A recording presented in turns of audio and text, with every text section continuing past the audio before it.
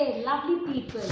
Welcome back to the show where the skies are always dramatic.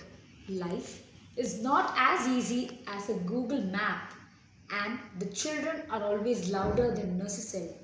But yet, in our podcast series, we discuss life, art, motivational, humorous, and inspirational story. In this session, we've got everything. Buckle up. We've got travel, we've got the challenges faced on traveling, and most importantly, an Indian dramatic grandfather. Let's rewind to last year. In the middle of the Indian monsoon, my oldest daughter and I decided to take a flight from Coimbatore to Mumbai. Well, Coimbatore was just wet, but what about Mumbai was ready to conduct its Indian Olympic session. The previous night, I was sitting in the hall with my father, who was glued in watching the news that was screaming about the cyclones in Mumbai and Pune. This time, I casually told him that we are flying to Pune tomorrow. He shot up from his chair like his hair was on fire. He said, "Can you please smell the coffee? It's flood everywhere." My daughter came there and cooled my dad. He said, "Grandpa, take a chill pill. You cannot have bigger cyclones than me." So my dad was convinced. He said, "You have to tackle this cyclone first before reaching there." Next day morning, we reached the Coimbatore airport. It was chaotic thanks to the infamous Microsoft outage. We had our boarding passes handwritten, just like Stone Age times. As if this was not enough, our flight was also delayed by 4 hours. So we went straight to the food court and ordered everything and ate. We wild and killed our time. Miracles and miracles happened. With all the chaos, we reached the Mumbai airport finally. We've reached the Bombay airport safe and sound. We met our sister in law and we ate chat like as though chat was supposed to owe us something. We had soup since the climate was hot.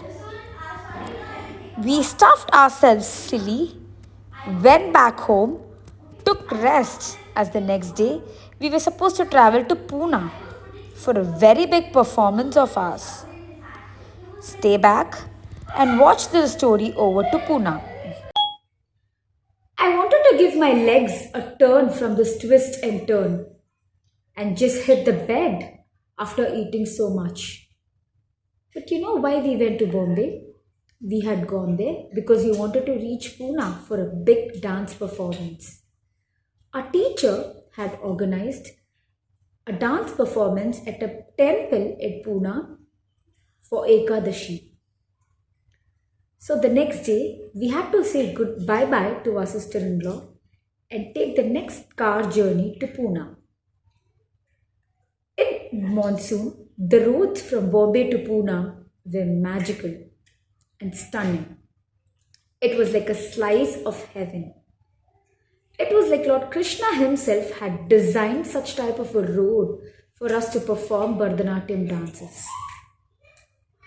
Now let's see some glimpses of Pune.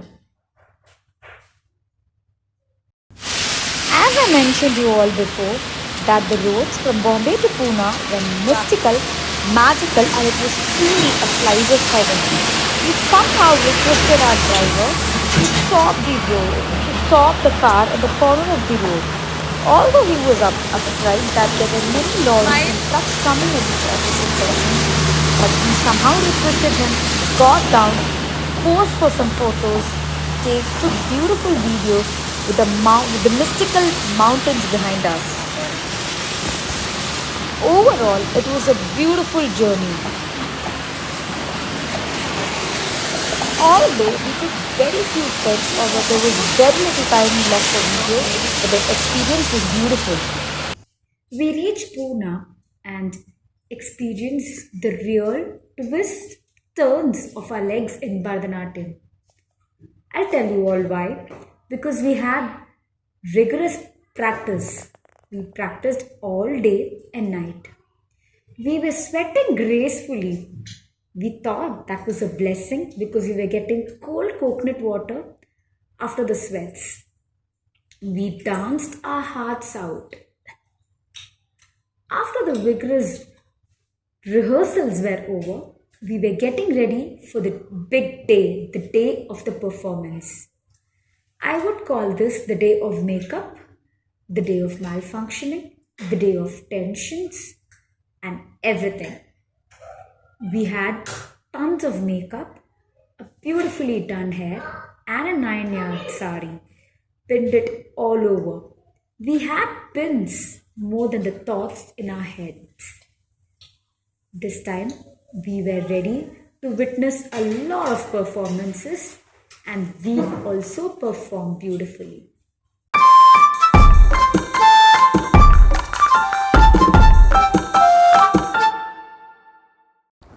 This was the best moment for most of us. We were done with our performances. It was a beautiful show altogether. And now, the, the main thing where every child is excited for her certificates. I also became a child like my girls. It looked like we were waiting for this moment for a very long time.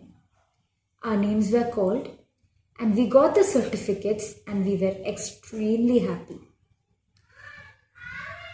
Once the performances were over, we drove back home the very night to Bombay. We had dinner and slept like a log. The next day morning, it was again monsoon in Maharashtra. But who would not like shopping in a city like Bombay? So we packed our bags, collected a lot of hot cash, and went to the nearby street called the Fashion Street in Bombay. We went on a shopping spree, shopped like crazy, ate our hearts out, enjoyed all the street food in Bombay, and came back home. It was a beautiful trip overall. We came, rested. The next day morning, we had to catch our flight back to Coimbatore. We said bye bye to Bombay and flew back to Coimbatore, but this time with a lot of chaos. There was a lot of peace because the Microsoft outage issue was resolved and even the monsoons in Coimbatore had settled a bit. We reached Coimbatore safe and sound with a lot of good memories. The learnings I made from this trip was to always go with the flow. Never underestimate anything.